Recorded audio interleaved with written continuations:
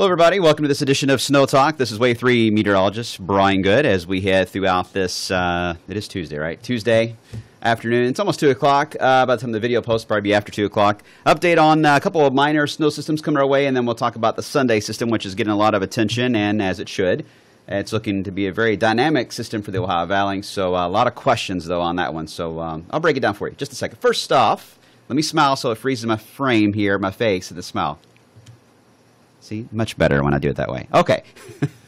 Here we got the latest on the radar. You can see some cloud cover trying to bubble up a little bit, in fact, across Indiana. This is probably where we'll see these snow showers break out first. You'll see that on Futurecast in a little bit. So clouds increasing a little bit. Still a decent amount of sun, though, for our southern counties. I still think we're going to have a decent sunset, especially off to the south, as we head into this evening. So where's the snow everybody's talking about for tonight? Well, again, it's an Arctic front that is kind of working its way to the south.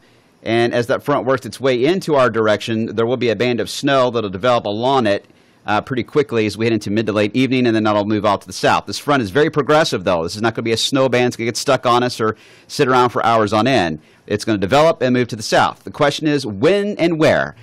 And some models say it's going to develop here first, then move south. If so, we miss out on it completely. Some say it develops up here to the north of Louisville. If so, we have a better chance to see a lot of accumulation over most of our 29 counties. So still a lot of question mark about whether it's going to be here or over here where it'll develop tonight. We're splitting the difference on it and saying here on 64 is the best chance for snow to break out for mid to late evening. So, again, it's one of those situations. Got to take it hour by hour. All right, temperature-wise, 37 now. I still think we'll hit 40 here in the next hour or two.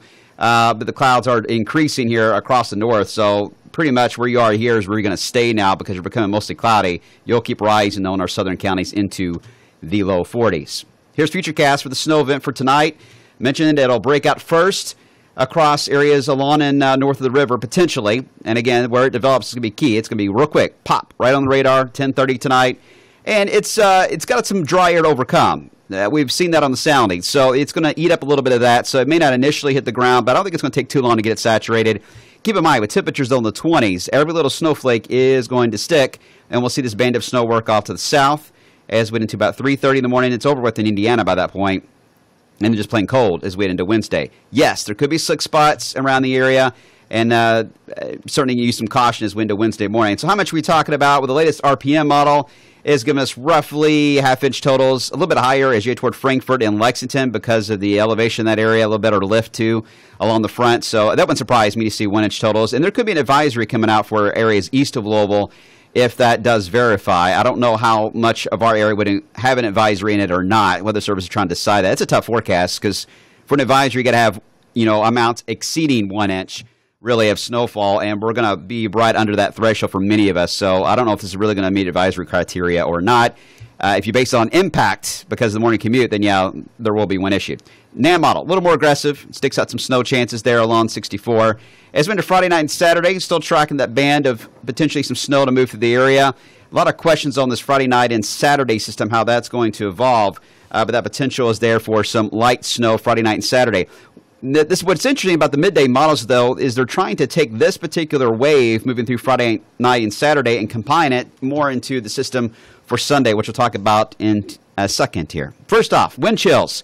The other big story, tomorrow morning, this is what it's going to feel like when you get off to work and school. 2 above in Louisville, Salem 6 below 0, 3 below in Corden, and potentially as cold as 11 below 0 up toward Seymour. Another day of below 0 wind chills, so bundle up for Wednesday morning on top of the snow, potentially moving through the area. Okay, here's the latest on Sunday and into Monday. I mentioned that Friday night and Saturday wave. Some of the models are trying to hold the energy back a little bit as the stronger wave comes off the Rockies. That would force the low pressure to go more south and become a bigger storm Sunday and Monday. That is a recent change in the models compared to yesterday.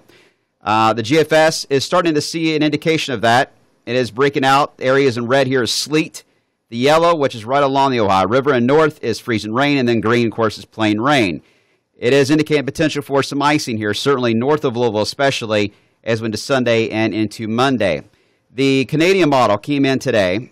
It is very similar in idea, just a little bit colder because it is digging that low pressure a little more to the south. As I mentioned before, that puts heavy snow potentially across areas of southern Indiana and icing potential here across northern Kentucky. And most of that, probably the way the soundings would look, could be more sleet then freeze and rain potentially out of that area for the Canadian. And here's the European model. Just came in a few moments ago. In fact, I got another update coming in here now. Let me take a look at some of the numbers. It is following the trend of the Canadian, going a little further south with the low. I will say the Canadian doesn't see much on the Friday, Saturday system, or the European doesn't. It's trying to make that Sunday, Monday low a little stronger. As a result, okay, I'm looking over the information now. It's given us pure ice across areas of Kentucky and then moderate snow across areas of central and southern Indiana as we into Sunday night and Monday. Stress, these are just models I'm showing you. That's not our forecast officially. We're just evaluating the data that's coming in. Is this a trend? We don't know for sure.